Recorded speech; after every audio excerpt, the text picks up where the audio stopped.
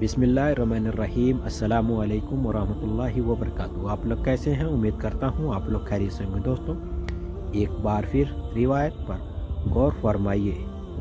جو محمد بن اسحاق نے نقل فرمائی، اور جس کا حاصل یہ ہے کہ اصحاب کہف میں ذوالقرنین کے بارے میں مکہ کے مشرکوں نے جو سوال نبی اکرم صلی اللہ علیہ وسلم سے کیے، وہ اصل میں مدینہ کے یہودیوں کے بار بار تاکید کرنے پر کیے گئے۔ تو اب قدرتی طور پر یہ سوال پیدا ہوتا ہے کہ آخر یہودیوں کو ان واقعوں سے ایسی کیا دلچسپی تھی جس کی بنیاد پر انہوں نے اس کا چناؤ کیا، اور ان کے صحیح جوابوں کو خدا کے پیغمبر صلی اللہ علیہ وسلم کے نبوت کے دعوے اور رسالت کی سچائی کا معیار ٹھہرایا، اور آخر ذوالقرنین کے بارے میں کیوں سوال کیا گیا۔ اس کا جواب یہ ہے کہ یہودیوں نے اس سوالوں میں حقیقت میں ایک ایسی شخصیت کا انتخاب کیا جو ان کی مذہبی زندگی کے سلسلے میں بہت ہی زیادہ اہمیت رکھتی ہے، اور جس کو وہ اپنی ملی اور اجتماعی زندگی میں کسی وقت کی بھی نہیں بھلا سکتے، کیونکہ اس شخصیت کی بدولت بنی اسرائیل نے بابل کی غلامی سے نجات پائی، اور ان کا قومی مرکز، قبلہ، نماز اور مقدس مقام یروشلم، بیت المقدس، ہر قسم کی تباہی و بربادی کے بعد اسی کے ہاتھ میں دوبارہ آباد ہوا۔ چنانچہ ان اہم معاملوں کی بنیاد پر یہودیوں کے نزدیک یہ نجات دہندہ اللہ کا مسیحا اور اللہ کا چرواہا کہلایا، کیونکہ ان کے نبیوں کے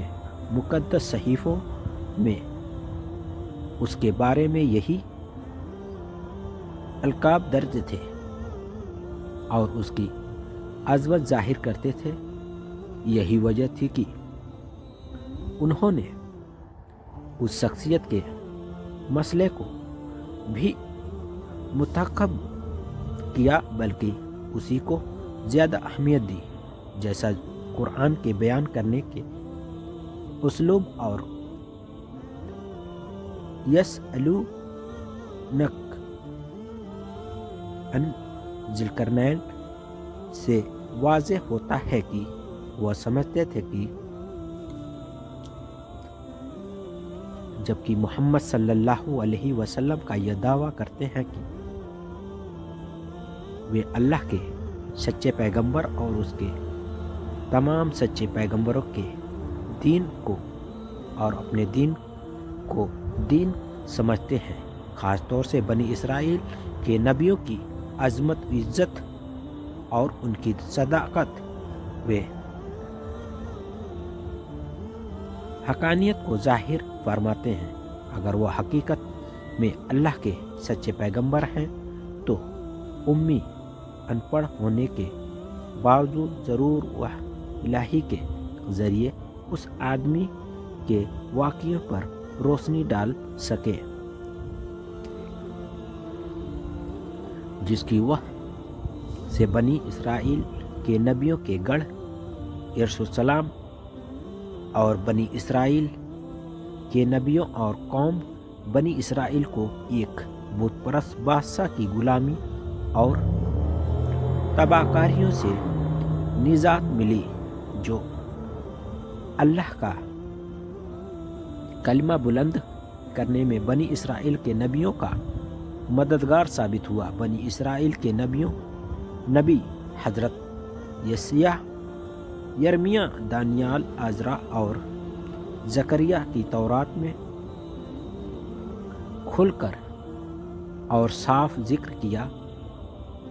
پیشنگوئیاں سے نیچے لکھے واقعے ثابت ہوتے ہیں کہ جس ہستی نے بنی اسرائیل کو باطل کی غلامی سے نجات دلائی اس کا نام خورس تھا، اور وہ فارس اور میڈیا کا ایک ہی بادشاہ تھا۔ دانیال نبی کے مکاشفہ اور حضرت جبرائیل علیہ السلام کی تعبیر نے ان دو حکومتوں کی اتحاد کی بنیاد پر خورس کو دو سینگوں والا ذوالقرنین بادشاہ کہا، اور خاص کی بنیاد پر بنی اسرائیل کا اس کا لقب ذوالقرنین مشہور ہوا۔ متعلق صحیفوں میں اس بادشاہ کو اللہ کا مسیحا، بنی اسرائیل کو نجات دلانے والا اور اللہ کا چرواہا کہا گیا ہے۔ یہودیوں میں قومی عصبیت اور نسلی واسطوں کی زیادتی کے باوجود انہی واقعوں کی بنیاد پر وہ غیر اسرائیلی شخص کو ایسی باتوں سے یاد کرتے ہیں جو صرف اپنے نبیوں کے حق میں کہنے کے عادی ہیں۔ یسیہ نبی کے صحیفوں میں اس کا اتر سے آنا بتایا گیا ہے۔ خورس بابل سے اتر ہی کی طرف سے فارس و میڈیا سے آیا تھا، اسی لیے وہی اس پیشنگوئی کا پورا اترتا ہے۔ زکریا نبی کی پیشنگوئی میں اس کو اگنے والی شان بتایا گیا ہے۔ اس سے مطلب یہ ہے کہ اس کا اگنا، بڑھنا اور ظاہر ہونا غیر معمولی حالات میں ہوگا، جیسا کہ عام طور سے ایسی شخصیت کے بارے میں اللہ کی طرف سے ہوتا رہا ہے جن سے اس کو کوئی کام لینا ہوتا ہے۔ تو 622 قبل مسیح میں بابل و نینوا کی حکومتیں بڑے عروج پر ترقی پر تھی، اور خورس سے پہلے اسی زمانے میں ایران کی حکومت دو الگ الگ حصوں میں تقسیم کی گئی تھی۔ اتری پچھمی حصے کو میڈیا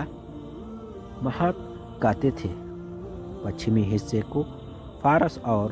دونوں حصوں میں قبیلوں کے سرداروں حکومت کرتے تھے۔ یہ قبیلوں کی حکومت ان کے اثر میں اور تابع تھی، لیکن 612 قبل مسیح میں جب نینوا کی آشوری حکومت تباہ ہو گئی تو اگرچہ میڈیا آزاد ہو گیا اور قبیلوں کی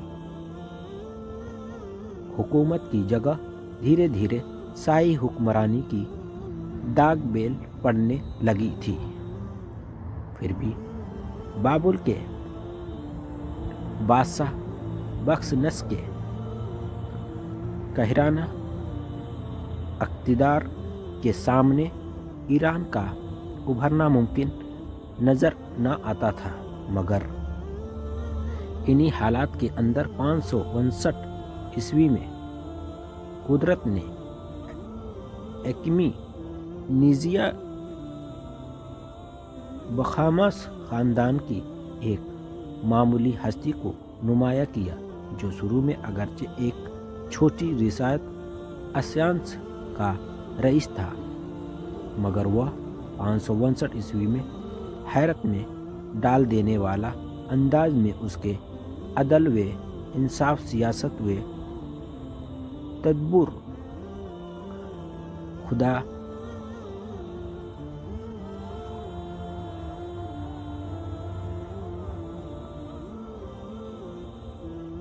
حکومت کو بنا کسی لڑائی کے اس کے قبضے میں دے دیا۔ دونوں حکومت کے اپنا بادشاہ مان لیا۔ یہی وہ ہستی ہے جس کو فارس کے لوگ گورس یا ارس یا اور یہودی خورس کہتے ہیں۔ السلام علیکم ورحمۃ اللہ وبرکاتہ۔